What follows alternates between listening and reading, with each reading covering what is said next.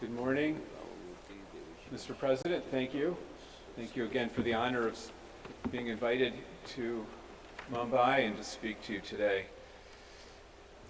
I'm just curious as I look out, how many of you are hospital-based ophthalmologists?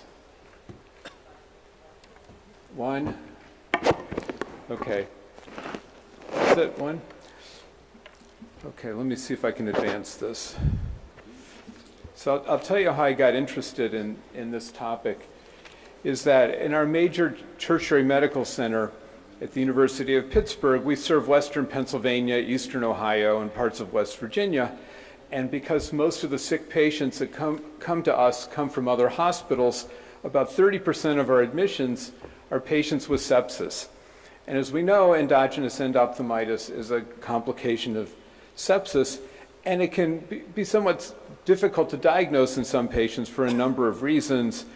Sometimes, I think, because they're partially treated for the sepsis with antibiotics so that the eye manifestations can be less severe than we would otherwise expect from such an organism. The causative organisms may be bacterial or fungal, and they may, in North America, tend to be staph. I understand in Asia it's more likely to be Klebsiella, and in out of fungal organisms, Candida or even Aspergillus. The epidemiology is going to be variable based on what study you quote and what location it's performed. There are definitely known risk factors, which we'll discuss, and obviously there's limitations to the data that we do collect from epidemiologic studies. So a bit of background. My fellow at the time that we did the study, Malika Doss, seemed to have this black cloud over her that every time she was on call, she diagnosed a patient with endogenous endophthalmitis. And I said, well, this is very easy because bacterial eyes look very ugly and fungal eyes look very mild. And so it's very easy to distinguish which is which, and then the appropriate treatment can be instituted with either antibiotics or antifungal agents. Well, she disagreed with me, so we decided we'll take a look.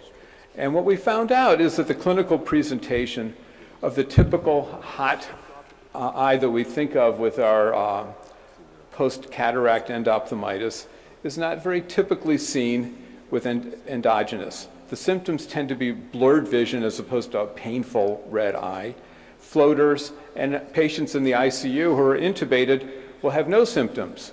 The signs typically are conjunctival injection, but that can be very mild and, or a bit more severe, but generally mild. And you may or may not have a hypopion. And if you dilate them, you should see vitritis. Vitritis generally could be mild, where you can still see the disc and vessels, or you may see an abscess. And I would have told you earlier that if I saw something like this, this would classically be fungus, and I'd be right, except that in endogenous endophthalmitis, you can't be sure. It could be bacterial just as well. So what are the clinical challenges? It's rare. It's indolent. Unless you're Malika Doss, it's rare. 25% of our patients either had an inaccurate or delayed diagnosis. And yet it can be devastating to vision and to the systemic prognosis can be very poor, with a 10% mortality rate within a year. And over 55% of our patients had a visual acuity worse than 2200. So the objective of the study that we did at UPMC was to distinguish the clinical presentation and course between bacterial and fungal causes of endogenous endophthalmitis so that we could help identify features that would aid ophthalmologists in accurately making this diagnosis at the bedside.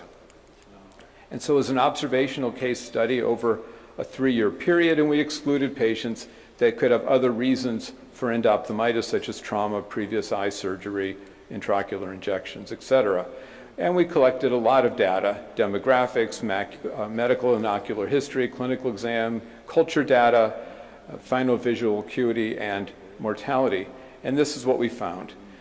In 24 cases, 69% of patients had bacterial infections. 10 cases were fungal. male 58%. The average age was 52, but the range was 19 to 86 years. Almost everybody was immunocompromised to some degree, and 77% of patients were known to have sepsis at the time of diagnosis. So that's very important. 77% were known to have sepsis, which means a number of patients were not septic at the time they presented with their blurred vision or floaters or conjunctival injection. The timing of diagnosis after the symptom onset averaged 7.5 days with a range of 0 to 28 days, and the vision ranged from 20/25 to late perception. The causes of immunocompromised state included chronic oral steroids or chemotherapy, and comorbidities. 27% were over the age of 60. Now you can say, well, if you're over 60, are you immunocompromised? Well, there is this term immunosenescent, and I hate to admit that I fall in that category, because as we age, we don't have the same immune system that we did when we were 20 years of age. In America, IV drug abuse is a big problem. It spans all social strata, economic strata, and it is a big problem, and it represented 32% of our patients. 56% were diabetic, not a surprise, and 23% either had a current history of malignancy or a prior history. 50% of patients were admitted for sepsis and later developed ocular symptoms. 2 cases were detected during a routine exam, and 3 patients presented in the outpatient setting. Our conjunctival injection was seen actually fairly mild, 1 to 2 plus. 22% had no conjunctival injection. Average anterior chamber reaction was 2 plus. 29% of patients were found to have a hypopion, 34% none. So you can imagine how difficult it is to diagnose endophthalmitis without a hypopion. The view to the posterior pole was visible in 46%, and about half the patients there was no view. Culture results were aqueous grew specimen in only 33%. Only 4 of 11 vitreous samples grew positive culture. Vitreous biopsies was a higher yield at 82%, and 1 eye was eviscerated and obviously showed growth. But there was no statistically significant difference in yield between bacterial and fungal cases, regardless of the sampling technique. In almost every case, blood cultures were obtained, and they were positive in 13 of the bacterial cases and 7 of the fungal, and that certainly helps us make a decision as to how we're going to render treatment to these patients. From the ocular cultures already mentioned, 13 of 25 were bacterial and 5 of 10 were fungal. So the management. So 4 out of the 25 bacterial cases were misdiagnosed, while 2 out of the fungal. So even though I initially had the impression that I could make that diagnosis clinically, I was incorrect. And so about 5 patients in the series didn't get any initial antimicrobial therapy based on the fact that we thought it was a non-infectious uveitis. As far as empiric therapy goes, 18 of the 25 bacterial cases are treated with an antibiotic alone, and 2 of the antifungal cases that turned out to be, 2 of the bacterial cases thought to be antifungal were treated with antifungal, and the combination treatment was used in only 5 patients. And on empiric treatment, 8 of the patients, the initial treatment was inadequate. So endogenous endophthalmitis was suspected at the first presentation in 31 of 35 cases, and these patients were treated with intraocular antimicrobials, as mentioned, and this is what we used. And surgical intervention was undertaken in 16 cases, and this is showing us what organisms we were able to culture. And the results showed us that I was wrong.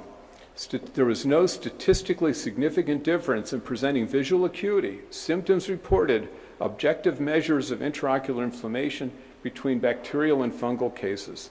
The pathogenetic organism was incorrectly predicted in 28% of cases. 20% of cases were misdiagnosed as non-infectious uveitis on the initial presentation. So it goes to show that whenever we see a patient with uveitis, we have to, in the back of our mind, suspect that there is a potential for endogenous endophthalmitis. The rates of positive cultures were about 50% from ocular and 86% systemic cultures. So blood cultures can be very, very useful in these cases. There was no statistically significant difference in demographics, past ocular history, past medical history between bacterial and fungal cases, and that even included our IV drug abusers.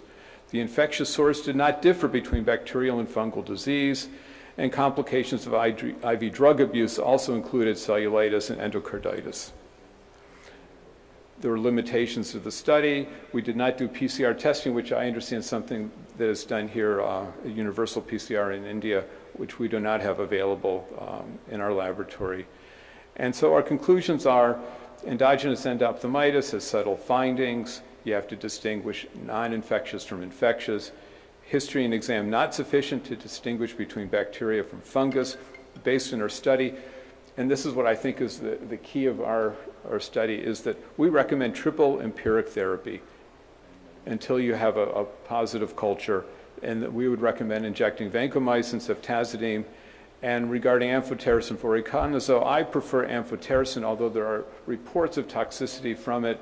I've not seen that in my practice, and I think amphotericin is more broad spectrum, but I wouldn't dispute those who prefer voriconazole. And these patients need close follow-up, both from infectious disease specialists as well as ophthalmologists. There's issues with potential recurrence in the same eye or even fellow eye and the risk of mortality.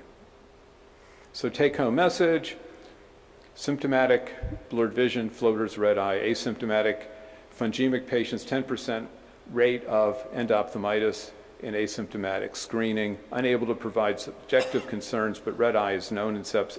A red eye patient in sepsis really needs to have an eye exam, and triple empiric therapy while awaiting culture results. Thank you.